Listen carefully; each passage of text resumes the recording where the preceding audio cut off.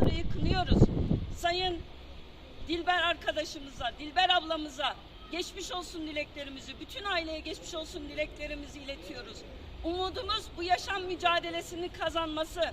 Ama biliyoruz ki Dilber Alınağ'ın yaşadığı ilk değil ve eğer bu şiddetin önüne geçilmezse, bu şiddete karşı tedbir alınmazsa, bu şiddete karşı gerçekten etkili bir yöntem uygulanmazsa bu gittikçe yayılacak, gittikçe gelişecek.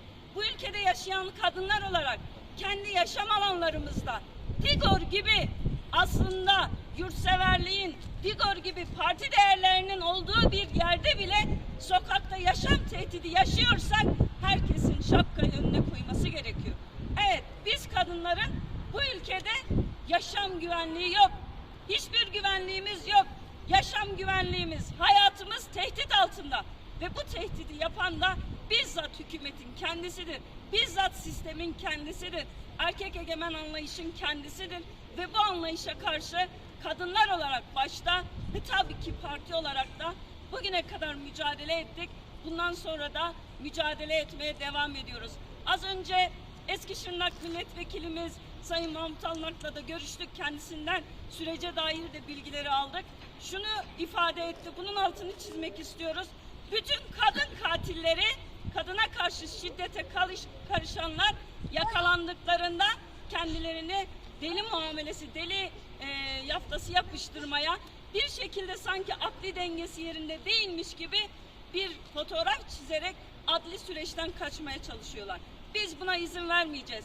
Bir dönem AKP'den belediye başkan adaylığı başvurusu yapan, bir AKP ile temelden iltisaklı, ilişkili olan kişilerin özellikle kadına yönelik suçlarda öne çıkmasının da bir tesadüf olduğunu düşünmüyoruz.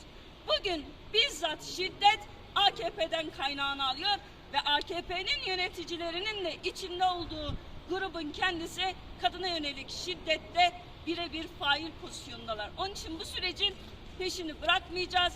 Biz bu sürecin adli, hukuki ve her türlü sürecinde Alınak ailesinin de Dilber ablanın da yanında olacağımızı bir kez daha ifade etmek istiyoruz. Bunun üzerine kesinlikle örtemeyecekler.